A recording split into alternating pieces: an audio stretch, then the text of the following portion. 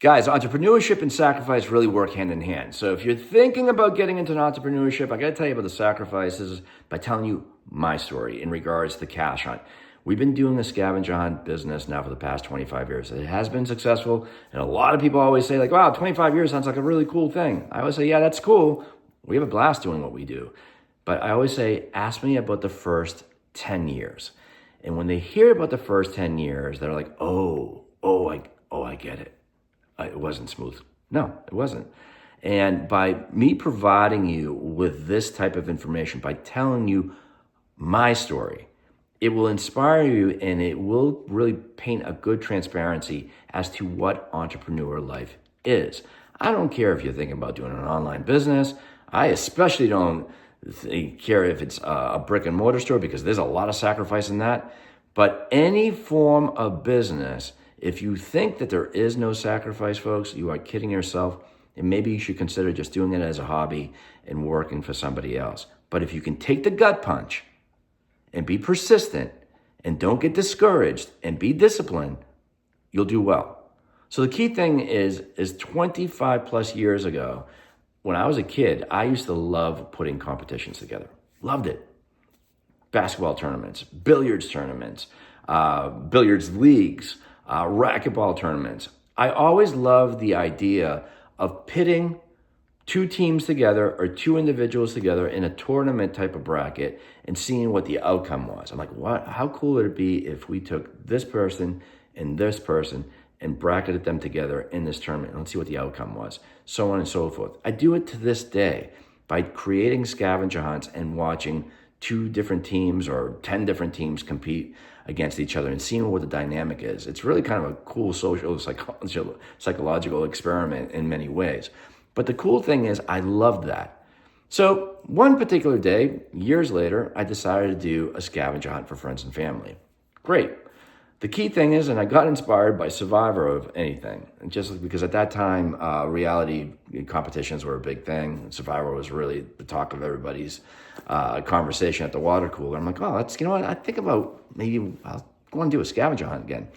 So I told my wife, she goes, we're going to do it. I told them we're going to do them Sunday from 12 to 6, this big, long, 6-hour, all around 5 different cities scavenger hunt. So we did it for friends and family. It was a blast.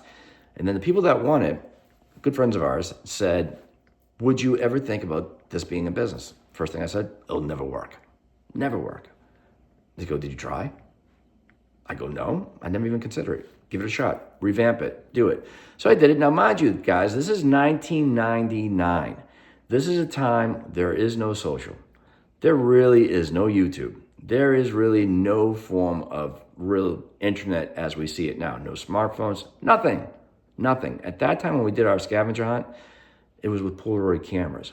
So what did I do? I invested in this risk, this sacrifice by putting ads in newspapers and in magazines. It cost me hundreds of dollars.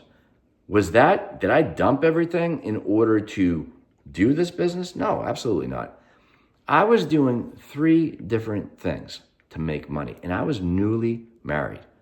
The key thing is I did bartending, I was a substitute teacher, and I sold things on eBay. That's what I was doing. But I was persistent. Now we do roughly over 200 games a year today, which is great. Back then, the first 5 years, if we were doing close to 10 games a year, we were lucky. Anyone in their right mind would have dumped the idea. But I was persistent. I heard a lot of naysayers. And I said, nope, this is going to work. This is going to work. I pushed it. I got inspired by a lot of different things to implement things into my game. Movies, comic books, games in general, and just said, wow, okay, I can take this type of scavenger hunt and really kind of morph it into my own. But now where's the sacrifice come in?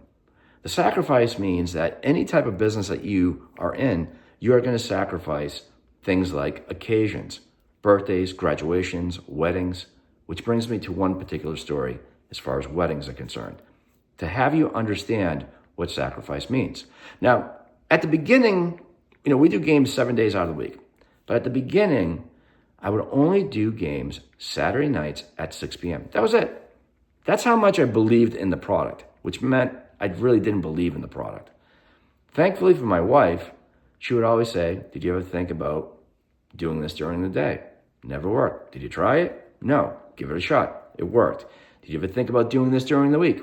Never worked. Why? Did you try it? It worked.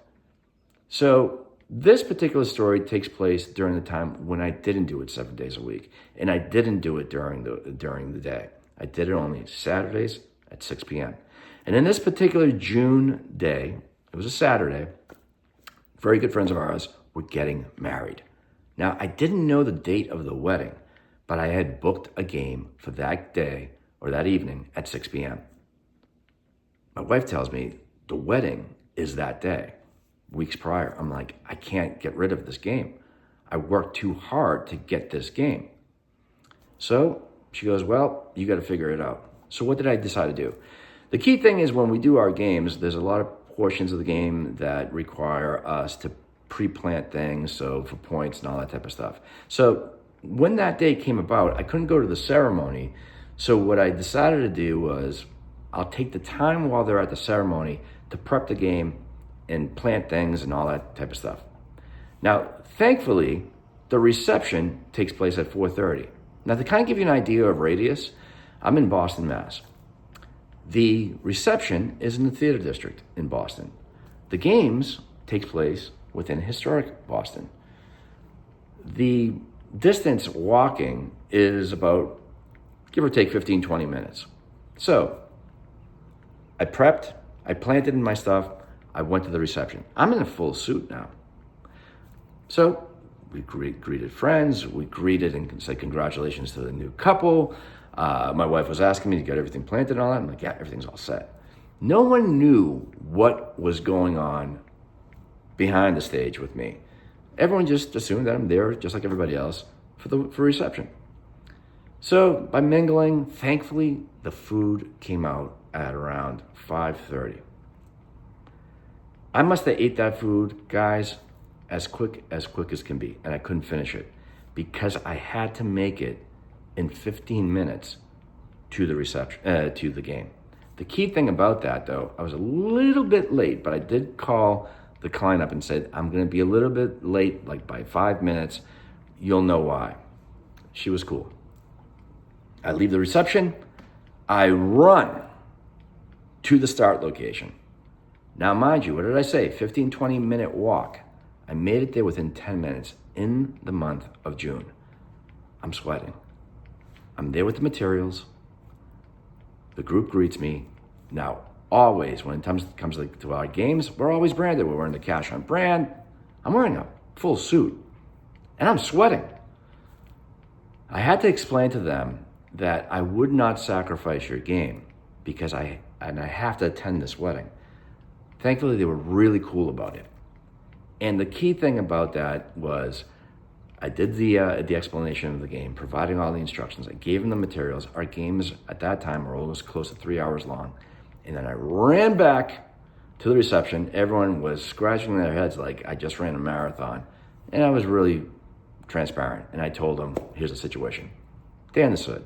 I danced with my wife. And then eventually when the game came to a close, I ran back to do the final tally, which didn't take that long, thankfully, and award our winners with their medals. Went back to the wedding, concluded the rest of the wedding. Now, was the couple kind of pissed? Yeah, they were, but they understood at the end. But the key thing is, I had the chance to make it to that wedding. I will tell you though, there have been many other types of occasions that I could not make it, because at that time, especially if you're a solo entrepreneur, like many are at the beginning, you're gonna have to miss that. But I'm telling you, the benefits and the rewards will eventually come, but you probably have to do those types of sacrifices. If that is not for you and you can't stomach that, I understand that. And I totally respect that. So maybe that's something where you might, like I said at the beginning, treat whatever endeavor that you have as a hobby, or maybe and then just work for somebody doing a job that you love.